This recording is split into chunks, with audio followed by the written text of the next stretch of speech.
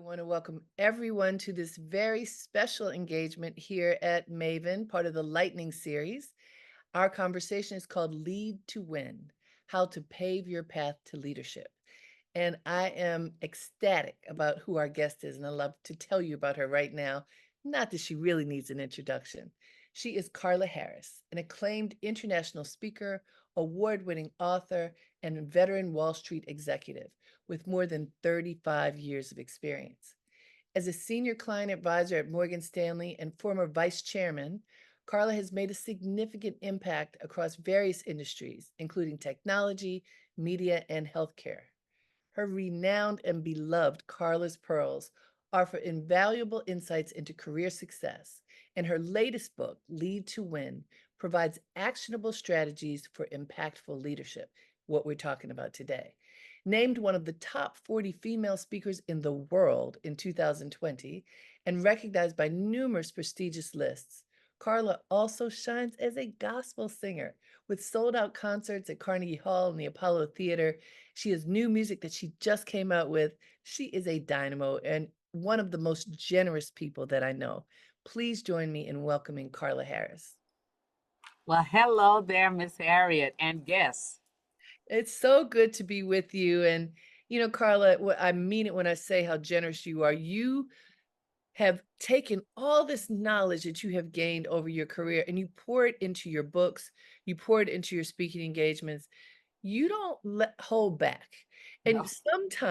sometimes people think that in order to succeed, they have to hold on to things. Well, if I tell everybody they're going to steal my ideas, they're going to do what I did and get above me. That there's a mentality like that. I'd like you to address leadership and generosity, if you would. Okay. Well, thank you very much for saying that and those kind words. But I'll tell you, Harriet, I just feel like it's our responsibility to make sure that we share what we learned, especially when you've gone through some stuff. I am convinced you don't go through that kind of stuff and emerge victorious on the other side for you. You go through that so that you can stand in many ways as a testimony to other people who are going through it, who might be wondering whether or not they're going to make it through, whether or not there's a different message around the fact that they can't do this or they can't do that. I look back and I say, one of the reasons it even matters is to be able to stand in front of somebody that I don't even know and say, oh, no, no, no, girl, you can do that because I'm you. Right. And let me tell you how to do that.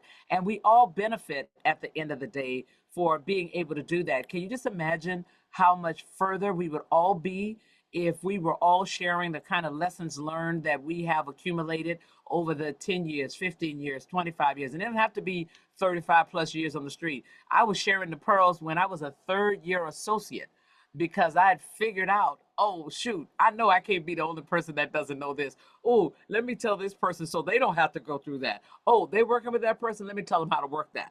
Right. Because that's just what I think we are put out here to do. That's what he, the man upstairs, certainly expects us to do. And I don't want to get on the wrong side of that. Well, I think that has a lot to do with confidence too, Carla, because I'm just thinking about some of the challenges that a lot of people have. The if I share this, what do I have?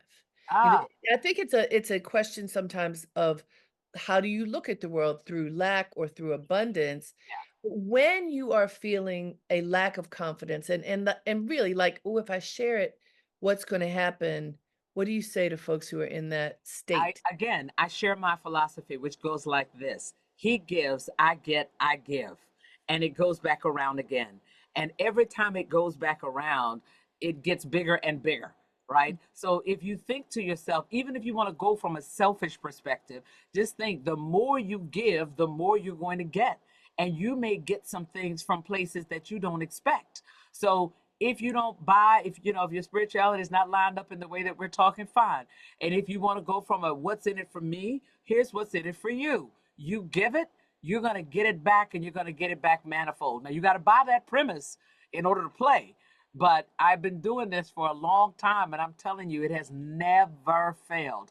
And here's the thing, Harriet, it comes back in ways that may be very different than the way you put it out, right? So Right. maybe I put it out in giving somebody a playbook around how to ask for a raise or how to ask for a promotion or how to make it through a tough moment. Maybe that's what I gave, but maybe what I get is somebody making a key introduction for me or somebody speaking behind closed doors. No, no, no, no, no. You ought to choose her. I'm gonna give you a quick example.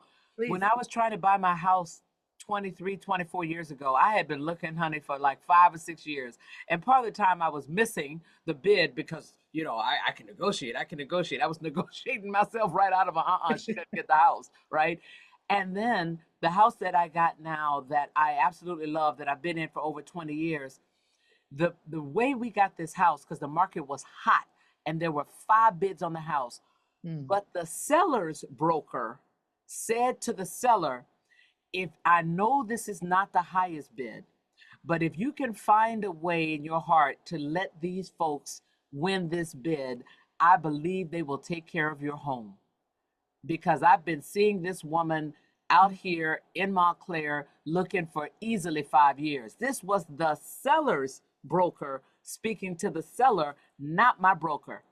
And we won the bid, right? With not the highest bid in a hot market. So I say, it didn't come back in the way I put it out, but it came back bigger.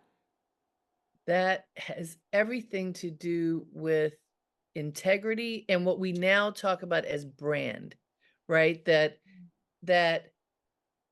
what do you stand for? Yeah, And whatever you stand for, you show whether you mean to or not, you show it in everything that you do. And what you stand for turned out to be of interest to the seller's a person. That's incredible. So, can you talk about as a leader, how do you mm, how do you develop the brand of you and have it in alignment with the brand of wherever you're working? yeah. Anytime you have the privilege of leading, it is really important that you understand that your people are consuming you. And even if you were not aware of how you were showing up in the workplace, you get that title of leader. You really need to be thoughtful about that because your people take all of their cues from you. They are learning from you how to comport themselves, good or bad, in that marketplace. So if you think to yourself, what motivates you? How would you like to feel when you come to work every day? What do you wish your leader was saying to you or how they were viewing you? Now you have that opportunity to do that for somebody else. So I'm always thoughtful about and how I think I put together my own leadership stripes was I was very conscious about the kind of leaders that motivated me. And they were the people that gave the atta girls, the people that told me when I messed up in a constructive way, as opposed to dressing me down in the middle of the sales and trading floor. So it's really important. And that authenticity that I talk about all the time, Harriet, it's really important that if you choose to lead, that you show up authentically because your people are going to take their cues from you. And you want people showing up authentically that are on your team because those are the people that will trust you enough to tell you the truth when things don't go well. And it's all happening under your purview. And if you don't have the information, you can't fix it. So it's about creating that dynamic and that culture where people realize that you realize the interdependencies that you all have as leader and folks who are working with that leader. Mhm. Let's we made a poll. So for those people who have joined thus far, Catherine, can we look to see how folks answered the poll to get a sense of where they are? So what best describes your role? Many people who are signed on now are individual contributors. Mm, Carla, we have a few, 21% managing a small team under 10 people. The mhm, others are a lot smaller with a number of entrepreneurs. And as people continue to gather, I'm sure we'll update these numbers, but it looks like a lot of individual contributors. mhm. And so Kathy Santana says leading without authority, Uh-huh. which is something that a lot of people talk about and how that can be really challenging. And I should also say to everyone, if you have questions, please write them in the chat box because we're going to have ample time for questions. And so we want you to ask your questions. So this idea of leading without authority. Yes, yes. I know you like to talk about that. Oh, Tell us, what does absolutely. that mean to you, and how do people step in their power when they're in that position? Absolutely, Kathy. And this is one, thank you so much for that question, because I want you to think to yourself opportunity, opportunity, opportunity. Because you may not have the title yet and you can't, quote, tell people exactly what to do, but you can really show your power by being the person that is delivering in an exemplary manner all the time. Because everybody notices that up the chain and down the chain. You can be that person that is showing up as the player coach. So my colleague Harriette does a great job, and I say, "Go on, Harriette.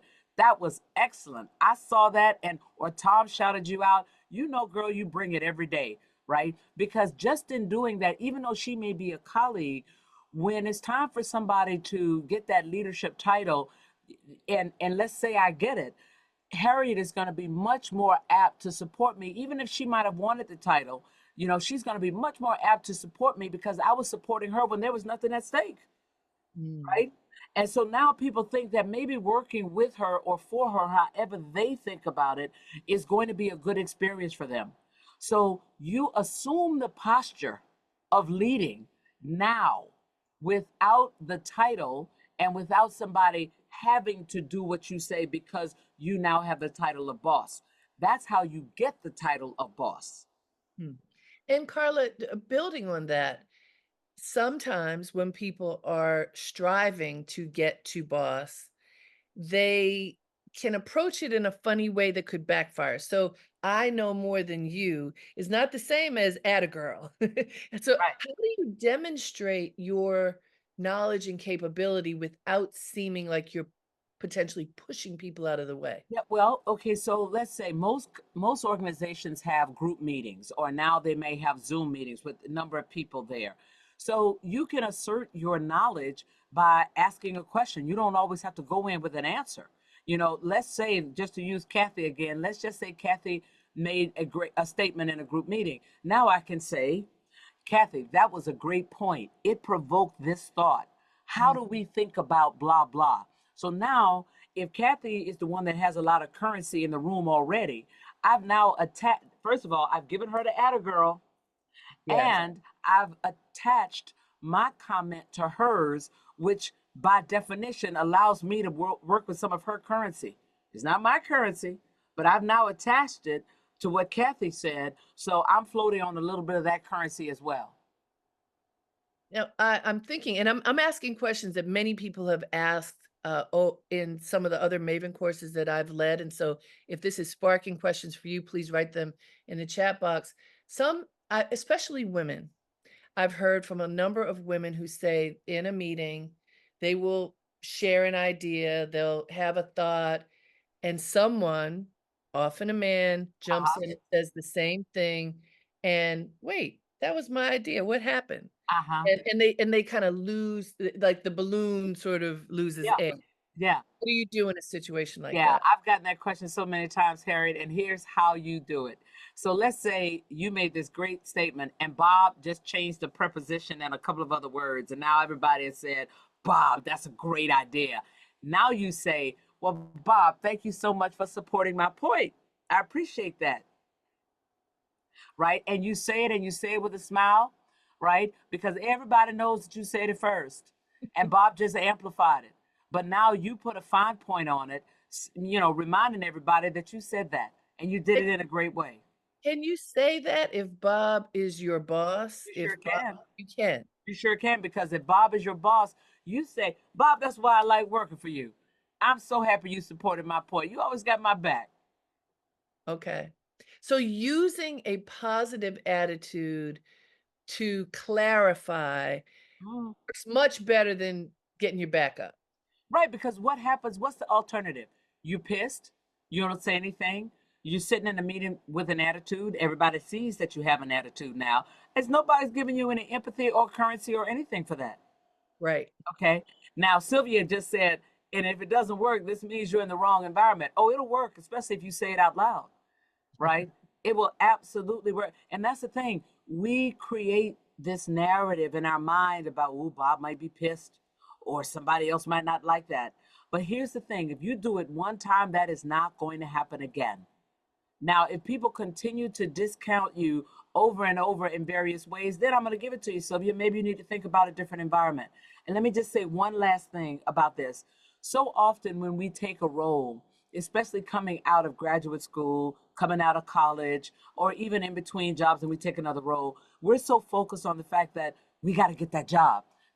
Maybe I lost my job and I got to hurry up and get another W-2 before the money runs out. Or I'm in graduate school and everybody's getting these jobs and I need to have that. And we don't think about whether or not it's the right environment for us, right? And I don't mean the right environment because you're a woman. I don't mean the right environment because you're a Black woman. The right environment that's going to allow you to soar, right? We fail in so many cases, Harriet, to interview them, Mm. right? We're so focused being interviewed, we forget to say things like, so, how would you describe this culture in 3 words? How do you resolve conflict in this organization? Talk to me about how people move around. Is it a set amount of time that you're in this role or that role? Describe yourself as a leader. Tell me what are the 3 words that look like success in the role that I'm interviewing for? How would you describe a superstar? Give me the profile of the person that you would fire from this role. What might happen that causes you to boot somebody, right? Now you're getting information that's telling you, if I get this offer, should I take it, right? And here's the deal, even if you need a job, if you get that offer, you will get another one. That's powerful, and those questions and the good news is this conversation is taped, so y'all can go back if you didn't scribble down all those questions, you can go back and get them. Those were great questions, Carla, and again, this is coming from you with lots of experience and clarity, and a lot of people are nervous as you know what in these interviews, and it can feel really hard to ask them questions. Is it Hmm. okay to come into that conversation with a list, with something written? Yeah, I tell people, there's no shame in this game now, especially in this environment, to have a list of questions. I would, however, go over those questions before I got in there because, to the extent that you can keep eye to eye contact, like you're just having a conversation, that's a better profile to have. But listen, if you can't remember all those questions, say, I got a few questions I wanted to make sure that we covered while I was in this conversation. So once they are done with you, say, I have a few questions for you if you don't mind, and then you can start asking those questions. Here's another question that you might like to ask is, tell me when you made the decision to come 35 years ago, 5 years ago, 8 years ago, why did you come here? And especially if you're talking to somebody that came from another firm, you want to understand what was it about this company that made them leave a competitor. And you're going to get either a great answer about the culture or the opportunity, or you're going to figure out maybe it was just about the money. And if it was just about the money, you want to kind of dissect that and think about it. Hmm. Susan is asked, I'm starting at Morgan Stanley in October. How can I set myself up for success to be seen and heard as a new employee, considering that this role is me taking a step back in terms of compensation? Okay, so Susan, we're not going to talk about how you got there, okay? Because that's a whole nother conversation in my mind about how we fail to negotiate aggressively on our own behalf. And I can cover that in a macro view, in a macro term, if you like, Harriet. But here's the thing, the way you set yourself up for success, if you did not ask while you were going through the interview, talk to me about what a superstar looks like in this organization. Talk to me about the last person you fired. Talk to me about why the person before me did not do well in this job, or what were the circumstances of why this is an opportunity now for me, right? And notice the way I'm saying it, right? With the smiles and the mannerisms, etc. If you didn't ask that while you were interviewing, now you want to go and ask your new boss, say, I'm real excited to be here. And I'd like to understand how you are thinking about success in this role. If you had to paint me a picture to say in 90 days, I'm going to say this person is a superstar, or they're looking like this, give me what those adjectives are. How would you describe that person? And give me the profile of the person that you're pretty sure wouldn't make it in this environment, because now you want to understand how they're thinking. The worst thing you could do is to go in saying, I'm going to work really hard, I'm going to be really successful at this, because if you don't know what they value, That's then right. yeah, you can work really hard, but you will not be rewarded because you're delivering that which is hard work, maybe good work in your mind, maybe value add. But if they don't value it, you're not going to get rewarded for it. So you want to know up front. And the other reason why it's so important to ask this question as you're starting in October is that if the person answers like, now you know, uh-oh, there's not a real clear view about what success looks like in this role, so I need to define it. So when you say, what does success look like in this role, always have a straw man ready. So if they go, you can say, you know, I appreciate that. And I know it could be a lot of things. But before I started, I was thinking that success might look like this. This is what I think an A plus looks like in this role. Now you are inviting them to react. And remember, when you ask the question, what does success look like? They may not be able to respond, but everybody can react. So now that you've said, this is kind of what I think it looks like, now they'll say, oh, A, B, C, D, and E. I agree with you on A and B. Absolutely. That's a must. C, we don't really care. D, that's for sure. But E, yeah, E is important. And you might want to think about F and G.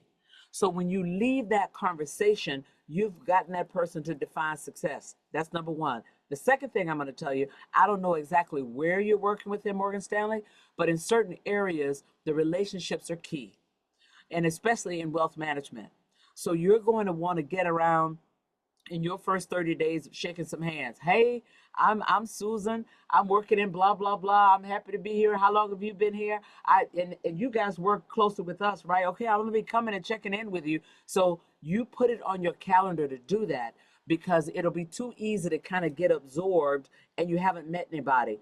And if you can't tell me that you have touched at least 6 to 8 people, 6 to 10 really, in those first 30 days, you're behind.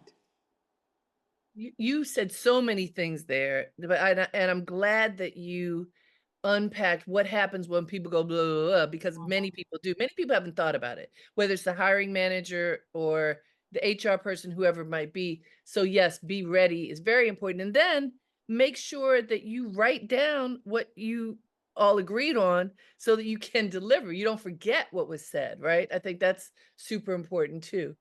Here's something from Kai. I'm curious to know your tips on leading teams or organizations that have never had a senior executive who demonstrates clarity and authenticity. For Mhm. context, I need to plan and build everything from the ground up, as this is a newly created role, and I am anticipating both resistance and excitement from different X functional teams. Okay, love this question, Kai. There are two things that you need to do at a minimum.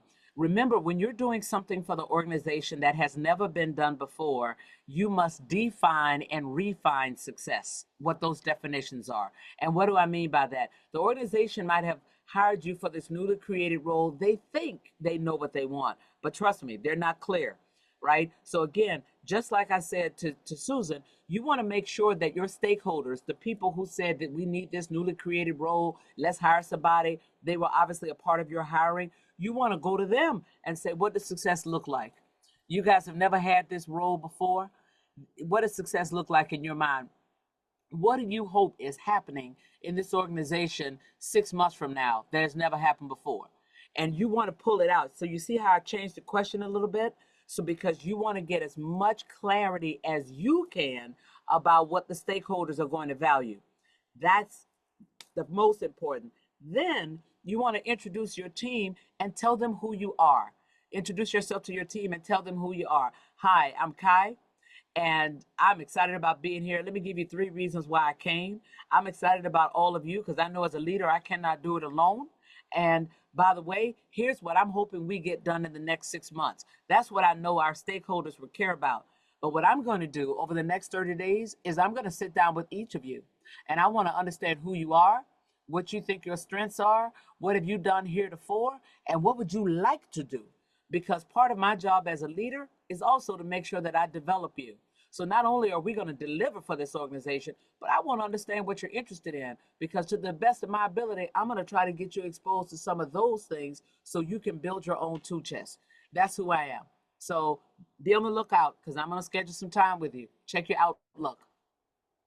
What do you think are some of the greatest mistakes that leaders make Hmm. in terms of, trying to build but not necessarily doing it effectively? Yeah, the biggest mistake I think that most leaders make is not doing what I just said to Kai, not telling them who I am, here are my expectations, here's what I want to get done with you, and being authentic about that.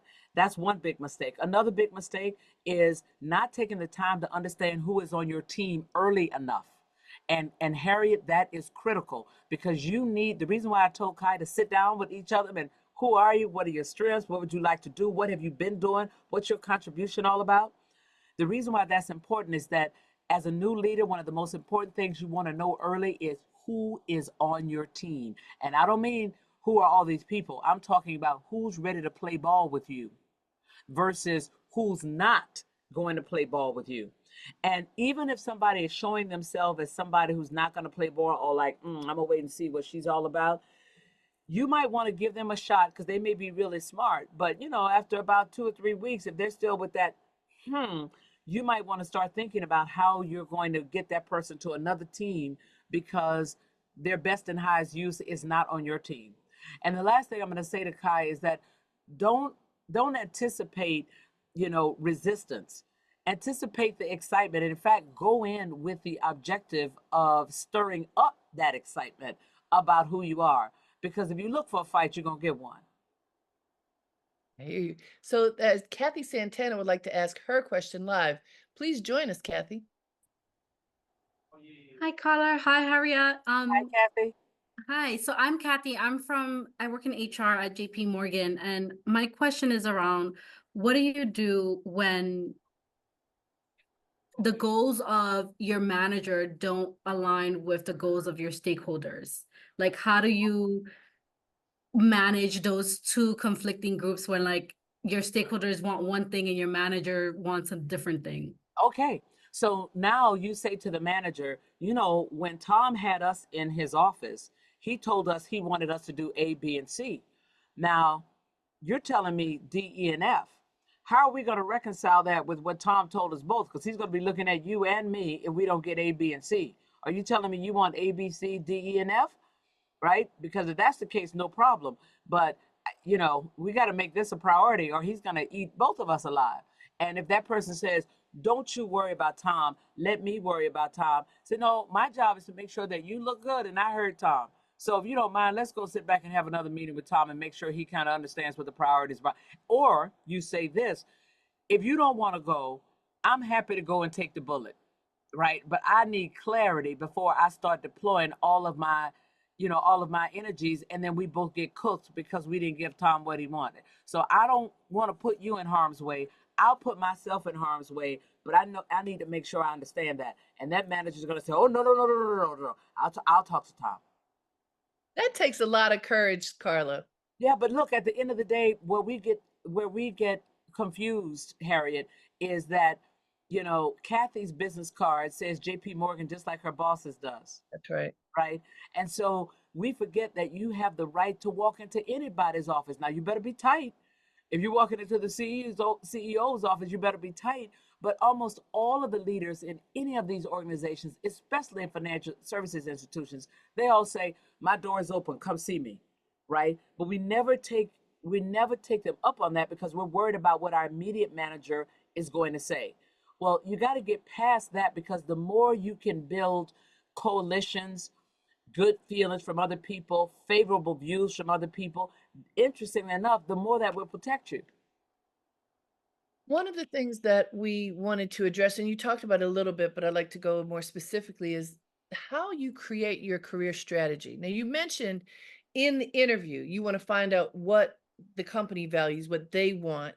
How do you develop your career strategy within this construct of wherever you're working? And sometimes it's thinking bigger than the company where you are right now. That's right. And I got to tell you, Harriet, I just filmed a piece for my YouTube channel talking about this because I think it's never too early to start thinking about how you plan out your career. So let's say, and I'm going to use Kathy, just because you've now asked us two questions. So I'm gonna pick on you. Kathy's in HR. She's at JP Morgan. So she's made the decision to be in HR. So now the question becomes, where do I want to be at what point in HR?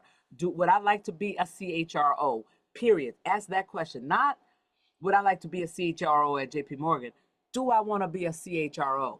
And now you spend some time very early on during your human resources career finding out what CHROs do, what kind of experiences do they have? Do they spend some time in benefits? Do they spend some time in talent? Do they spend some time in compensation? You know, what experiences do you need to acquire in order to be attractive for that top role? Then you start to say, okay, let me go about trying to attract either these roles and or these experiences. And the reason I make the delineation is sometimes you can do the thing without the title. You can be out there recruiting without being the recruiting manager. I've never been a recruiting manager in HR in any day in my life, but man, did I do a whole lot of recruiting. Mhm. And guess what the recruiting did for me? It gave me the ability to sell. It taught me how to spin a narrative when I'm talking about my own firm to get somebody to even come and work there when they have 5 offers. So all of these things allow you to actually aggregate the experiences so that when it's time, if the organization is not choosing you or talking to you about these opportunities, you can now talk to them. Now you say, hey, I've had a great 4 year run here. I've done A, B, C, and D, and I'd like to leverage this to make a bigger contribution to now go do this, right? And let them tell you no, or let them say, oh, I didn't know you were interested in that. Oh, let's see how we can get you into that seat. Very important. And I'm thinking about as people are leveraging relationships, well, they have to build relationships. And Hmm. so, can you talk about the building of relationships early on, especially because many of these folks gathered are individual contributors? How do you build relationships that you can later leverage, but Hmm. starting at the bottom or low, how do you build them up and down the Yes. So company? let's say you're just starting out. The easy thing to do is to start building relationships with the people who brought you in. Somebody recruited you in. And let's say a financial services firm, in most cases, people who are just starting out were recruited in through, to be an analyst or to be something like that through a school team. First thing you do is get to know your school team. Then, when you talk to the person that's the head of the school team, you say, wow, you've been here for a while. Who are the 2 or 3 people you think I need to build a relationship with, either that are also alums of the school or who are working in my area? Can you make an introduction for me? Then you have 2 or 3 meetings with that person. Then you say, who are a couple of other people you think I need to know? Right? But that's how you start to build your relationships. And if you don't know where to start, think about the fact that none of us do what we're doing alone.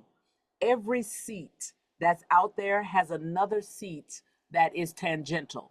So let's take Kathy. If she's working in HR, she's covering a certain area. So that is an area that is tangential to her seat because this is now her client. Her client, let's say, is somebody in capital markets, the head of capital markets. Well, the people in capital markets are tangential to corporate finance. They're tangential to sales and trading. They're tangential to research. So now Kathy can say, hey, I don't know anybody in research. Who's your person there? I'd love to get to know them. Can you make an introductory call for me? But that's how you start to build it.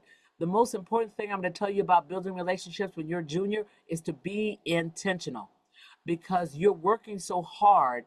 It's easy to say, yeah, yeah, yeah, and before you know it, it's 6 months in and you don't know anybody Mhm. except the analyst to your left and the analyst to your right. So literally, Harriet, I had to put it on a calendar Mhm. because I was not naturally curious about other people. And so left to my own devices, I would have just, Done the job. right. And I quickly figured out that just doing the job, even doing it in a stellar way, was Yeah. not going to get me to being successful. That's a really important point, and I wanna one thing that I've noticed, and hopefully folks won't get mad at me for saying this, but, uh, the current generation of folks who are coming into the workplace have a different level of patience than I'll say when I started. And there is often the desire, look, I'm doing this work. I want to be paid for it now. I want to be promoted now. If I'm not promoted now, I'm out. Mhm. So there is some value in that because it pushes the manager to figure out how to care for you, respect you. But where's the balance there? How long do you work and do the job before you get the job? And well, here's the thing. There's two things I have to say about that. The first is that you should understand how people move from your seat. When you're going into a seat, you need to ask questions about. So, talk to me about how long do people stay in this role? Where do they go once they leave this role? What are the opportunities after this role? And then you have a sense of what that timeline ought to look like. And you should be aggressive as possible, acquiring as many different experiences as you can from that seat. Because again, you do not have to have the title of that particular role in order to do the job. Like I said, I was involved in recruiting as a first year associate because those opportunities were available. They had nothing to do with my job in mergers and acquisitions. In fact, people would ask me, you got to be careful. Why are you doing that recruiting? Because you're in an M&A, you're in M&A, and they work really hard, and you really got to do blah blah blah. I was doing it because I was really interested in selling the firm because I was so excited that I was there and I wanted to tell other people about it, not even realizing all the skills that it would bring to me by spending time actually recruiting. So I was doing a job that was not in my job description that gave me a whole lot of skills and exposure, by the way, because as a junior person, there's always a senior person that's always a manager director that's either running the school team or that is selling the client or selling the candidate once you give them the offer. So who do you think was taking those candidates around to manager director number one, manager director number two, manager director number three to get them to sell that candidate to come into Morgan Stanley? Buying me relationship currency that I didn't even have to work for. Because when I go to George's office, I hate George. I'm Carla Harris. I'm down in M&A, but I brought this candidate. Can you talk some sense into them so they can take our offer? Right now, George is seeing me in a different way. He didn't know me from Adam. So it's worth more than a paycheck sometimes. Absolutely. All right, we don't have much time left. Let's go to George's question. How do I land a job at Morgan Stanley or JP Morgan? Let's see, or whatever company coming from nothing, like completely rock bottom. Okay, George. So here's the deal. The first thing I'm going to tell you to do is to spend some time with yourself saying, why am I a good candidate in general? I don't even know what job you would be looking for, but say, what am I bringing to the table for any organization? What are my strengths? So that you can get real clear in your mind what you are selling when you sit in front of somebody else. Not, oh, I can do the job. Oh, I'm a hard worker. But who is George? And why should somebody want to be engaged with George in the workplace? And what are you going to contribute to the organization? That's number one. Number two, now I'm going to tell you to be thoughtful about the jobs that you want at any of these organizations and what requirements they are looking for, or what's the profile, is a better way to put it. What's the profile of the person that gets a job for that seat? Is it like we were talking before, the analyst job, where they hire people right out of college? So if you've been out of college for 3 or 4 or 5 years, they might not be thinking about you for an analyst role. Maybe there's another role that you might want to think about. But doing your homework, understanding what the key success factors are for the role that you are interviewing for, and then now you craft your story about who George is and why you're sitting in that seat around those things that they value. One last question. What, and I know there are tons more questions, but we've got one time for one more. What tips do you have for Black junior managers about being fearless when seeking to move upwards? Absolutely. So understand again what role you are going for and make sure that you are acquiring experiences that will back up your story as to why you want to go for that. And why should you be fearless? As I say all the time, and thank you, whoever said that, for giving Gary. me the opportunity to say, Mary, for giving me the opportunity to say one of my famous quotes: fear has no place in your success equation. Mm. Anytime you approach anything in your life from a position of fear, you always underpenetrate it. Think to yourself, Mary, what's the worst that can happen if I go for this? Well, it's a 50-50 chance that I get it. and a 50-50 chance that I don't. And if I don't, I'm going to learn about what I should have done differently. Should I have talked to a few people before I actually went into interview for that role? Should I have sought some advice about what the organization was really looking for? Should I have made sure that I acquired a few other experiences before I made my case about why I was ready to do that? Did I understand what the key success factors were and sold myself through those adjectives? So either way, Mary, going for it, you win, because either you get it or you don't and you get some lessons, and they're both valuable, and you go try again. Going for it, you win. Carla, your book, Lead to Win: How to Be a Powerful, Impactful, Influential Leader in Any Environment. I'm telling folks, it's a blueprint. It's easy to read. You have so many incredible stories in there. As I said at the beginning of this conversation, Carla is so generous. You see.